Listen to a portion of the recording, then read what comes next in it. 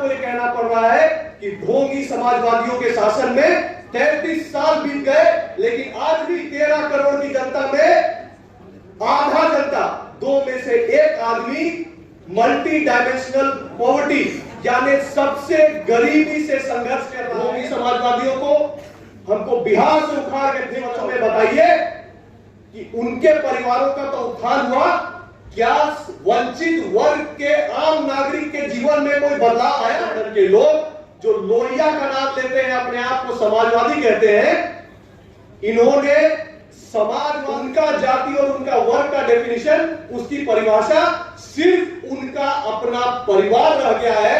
और ये समाजवाद के नाम पर कलंक है दोस्तों, समाजवाद के नाम पर कलंक। मित्रों, 85 के बाद का समय बिहार का देख लीजिए। 85-90 से लगातार बिहार में बड़े बड़े नेता हुए, पिछड़े वर्ग के, ओबीसी वर्ग के हुए, यादव समाज से हुए, नॉन यादव ओबीसी से हुए, मुख्यमंत्री रहे, मंत्री रहे, अलग अलग पद पर रहे।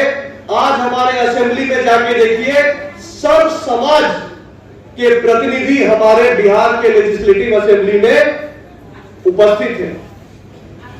लेकिन दुख की बात यह है कि आज जो लोग जगदेव बाबू जैसे विभूतियों के नाम को भंजाने का काम कर रहे हैं, ये महागठबंधन के लोग जो लोहिया का नाम लेते हैं, अपने आप को समाजवादी कहते हैं, इन्होंने समाजवाद को पहले परिवर्तित किया जातिवाद में और फिर जातिवाद को परिवर्तित कर दिया परिवारवाद में। मित्रों, ये ढोंगी समाजवादी है, ये ढोंगी समाजवादी है। लोहिया का नाम लेते हैं लेकिन जाति की वोट बैंक की राजनीति करते हैं। और जाति की वोट बैंक की राजनीति करते हैं तो क्या अपने जाति और वर्ग से कहीं किसी युवा को आगे बढ़ाने का काम करते हैं? बिल्कुल नहीं।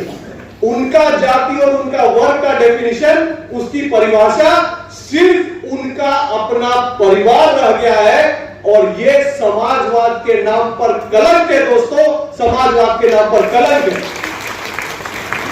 ऐसे ढोंगी समाजवादियों को हमको बिहार से उखाड़ के फेंकना होगा। मित्रों, मैं आपके बीच में कुछ आंकड़े रखता हूं।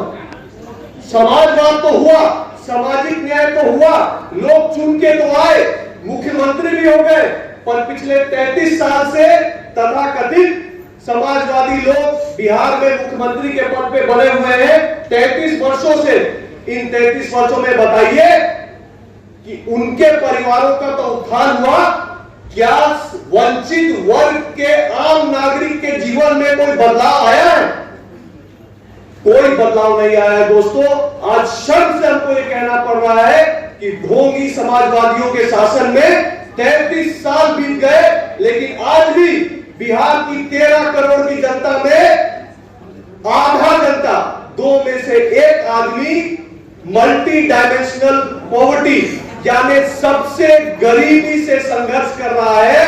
2 में से 1 आदमी। यह है सामाजिक न्याय की उनकी मॉडल।